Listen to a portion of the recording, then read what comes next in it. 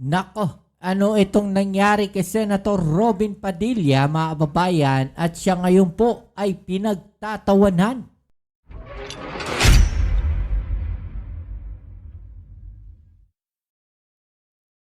Alright, so welcome back dito sa ating channel dito sa Bobs TV. Alright, so ito pag-usapan natin mga kababayan, no, dahil meron pong nangyari dito o meron pong ginawa itong si Senator Robin Padilla, mga kababayan, na kung saan pinagtatawanan po siya, mga kababayan, at tila nagmukhang tanga po siya sa kanyang ginawa, ano? Dahil ito pong si Senator Robin Padilla, mga kababayan, ay sumugod po, no, sa Korte Suprema at may bitbit pong mga maleta, mga kababayan. Okay, so yan ang ating alamin ngayon at pag-uusapan. Pero syempre bago ang lahat, please don't forget to subscribe, like, share, at comment dyan sa comment section. At syempre shoutouts tayo sa mga subscribers natin dyan, sa mga palagi po nandiyan dyan. Maraming salamat sa inyong suporta, mga kababayan. At yan, nagbabalik tayo, mga kababayan. Ako, ngayon lang ulit tayo makakapag-reaction, mga kababayan, no? At magbibigay ng ating mga komentaryo. Medyo naging busy lang tayo na itong mga nakaraang araw.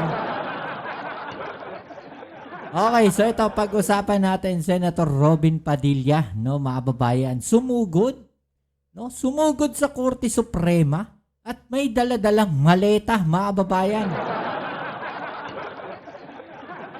At ito po mga maleta na to, no, ayan po, ayon dito sa balita, no, mga pirmang nakamaleta. Senator Robin Padilla arrived at the Supreme Court carrying suitcase containing supposed 300,000 signatures supporting a petition that questioned the legality of the arrest of former President Rodrigo Duterte. The signatures are part of the campaign urging the High Court to immediately resolve the habeas corpus petition against Duterte's arrest and his subsequent surrender to the ICC o International Criminal Court, mga babayan. Tagal na neto. Tagal na ng usapin na to, Senator Robin. Nag-hearing na sa ICC. No? Nakakulong na si Duterte. Ano pa bang gusto ninyong gawin? Diba? Dito makikita natin, mga babayan, sumisigaw sila noong nakaraan. No? Meron pa palang impeachment. Iniisip nila yung impeachment ni Sara Duterte tapos sabay banat na unahin daw muna yung krisis. No? Tapos ngayon, susugod sila sa Korte Suprema para isigaw. No, napauwiin na si Duterte. Bakit kaya hindi muna natin isipin din, no, na unahin nyo muna, no, yung mga problema ng bansa. Kesa po yung pagpapauwi dito kay Duterte, mga babayan. Matagal na pong usapin yan, Senator Robin. No, nagdesisyon na po, no, natuloy po yung hearing nitong si dating Pangulong Rodrigo Duterte.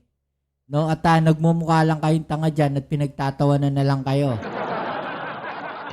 Sabi nga dito, dahil hindi naman talaga 32 million ang DDS. Ito yung sinasabi ko. Unahin daw muna ang krisis. Ano yung ginawa mo, Robin? No, naging kargador ka na ng maleta.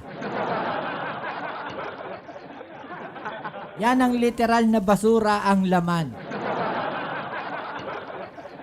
Imagine ninyo, mga babayan, 300,000 na pirma po yan. Ang tanong po dyan, mga babayan, no, kasi nung mga nakaraan, may mga pirma na po sila.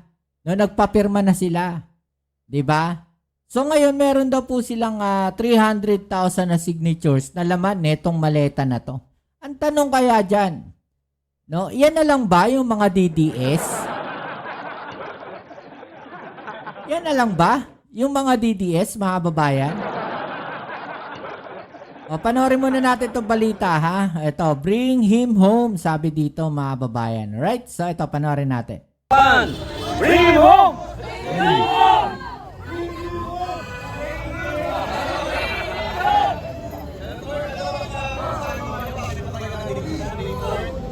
nandito po kami muli para dalhin po namin sa ating kataas-taasang hukuman ang mga nakalap po naming pirma, mga kababayan po natin na humihiling na sana po ay desisyonan na ng ating mga hukom yung amin pong hiling na patungkol po sa ating dating Pangulo na Rodrigo Roa Duterte. May dala po kami na 304,000 na mga pirma. Balikan na po yung total, bago po ba yan o yan po yung total? Hindi po, bago po ito. Dito pa, dito pa. Ito po ang aming kakapagsalita. Yan. Total signatures po na nakalap namin after 4 months, 304,304 signatures. Grabe ha, 304,000 daw mga 300,000 daw mga babayan, 304 signatures. Ang tagal nilang inipon yan. No, grabe. Ala ko ba 32 million yung mga DDS mga babayan? Nasaan yung 32 million? Bakit 300,000 na lang ata yan? Di pa kayo umabot sa 1 million? Ano nangyari? Ayaw na ba ng mga DDS na pauwiin si Digong? 300,000 na lang kayo? Partida, no? Kinalap pa daw yan sa buong Pilipinas. 32 million? Pinagmamalaki ng DDS ngayon, 300,000 na lang yung pumirma kay Duterte na pauwiin. Ayaw na siya pauwiin. Ayaw ka ng pauwiin ng mga DDS, Digong.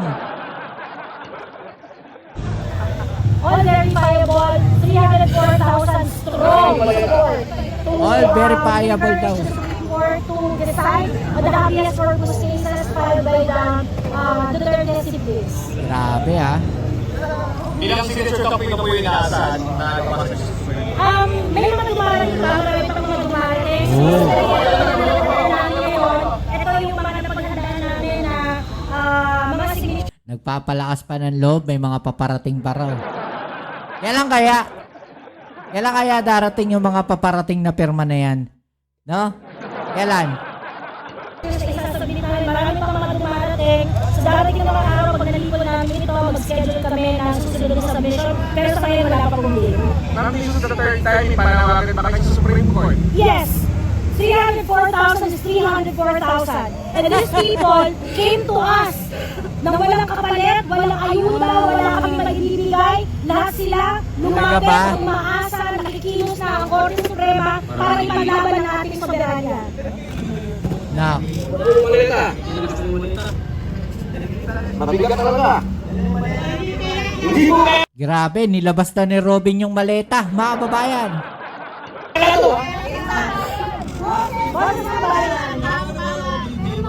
Joey Crispo. Joey Okay, so yan po mga babayan yung maleta. Nilabas na ni Robin.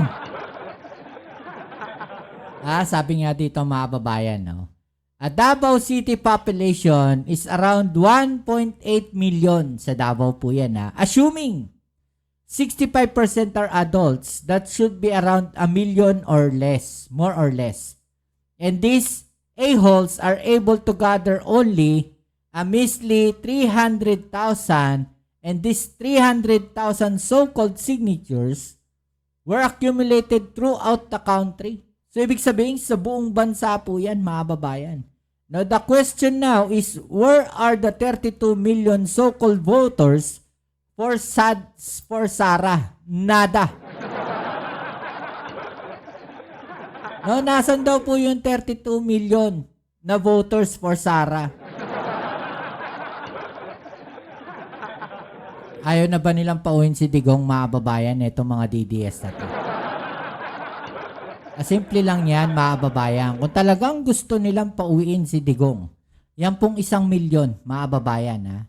Kung etong mga DDS na to, gusto talaga nilang pauwiin si Duterte, yung mga sumisigaw ng na bring him home. No, sabi ng mga DDS, bring him home. No, kung yan pong mga yan, mga babayan, no, talagang supporters ni Duterte. No, yan 32 million po na yan. Madali nga lang po diyang kunin yung 1 million eh. Kaya lang ang tagal na po nila nagpapa-signature campaign para po diyan sa bring him home, no? Tatay kami naman, sabi nga nila. Pero hanggang ngayon di pa rin ho nila napapauwi si Duterte. Ano na namang klaseng drama kasi yan? Alam nyo, kahit anong gawin netong mga to, mga babayan, hindi na ho mapapauwihan si Digong. No, kasi tumatakbo na nga po yung mga hearing po niya doon sa ICC. Malabo na pong mangyari yan. No, mapauwi po si Duterte. Kaya nga po atat-atat silang paupuin si Sara eh. 'Di ba? Para maagawa ng desisyon, para makagawa ng paraan, para makauwi ka agad si Digong. 'Di ba? Hindi naman tayo mga pinanganak kahapon. Kung sino yung nakaupo na presidente, yan ang makapangyarihan.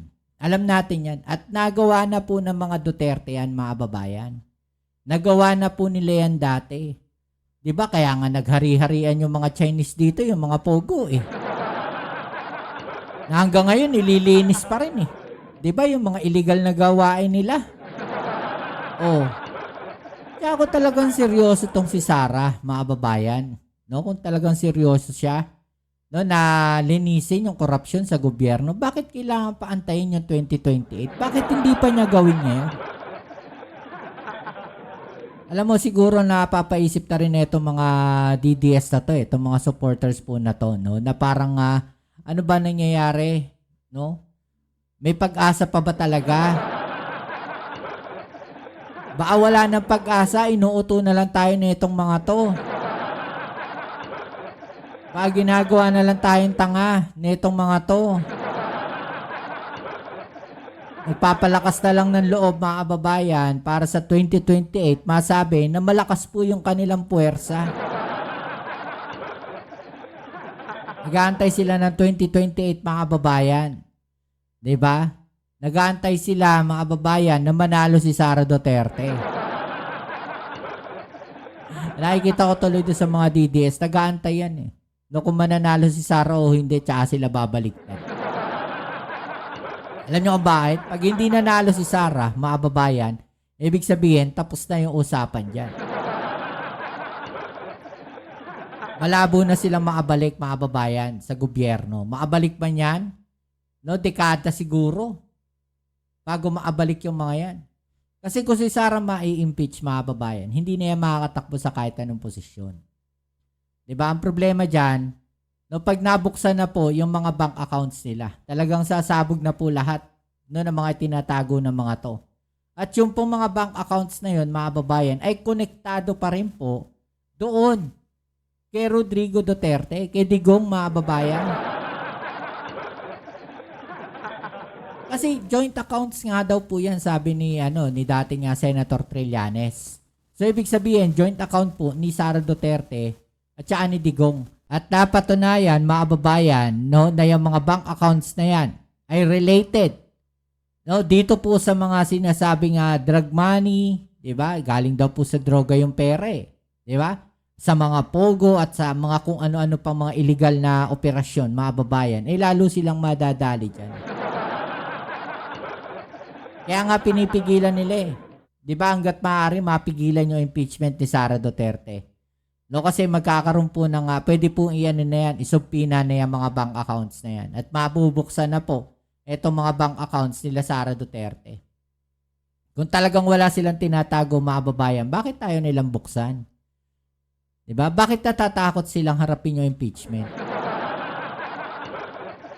'Di ba? Bakit takbo sila ng takbo sa Supreme Court? Bakit tinitechnical nila? Bakit di nila harapin? Okay. O yan, anong masasabi niyo dyan, mga kababayan? No? I-comment sa ibaba yung mga opinion na natin yung pag-usapan. Alright? So yan, muli kita tayo sa ating next video upload. Ito muli ang inyong Kuya Mobs sa Mobs TV. At muli maraming salamat sa lahat ng mga patuloy na kasuporta dito sa ating channel. Okay?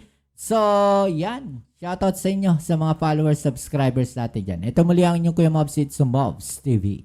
Peace. I'm out.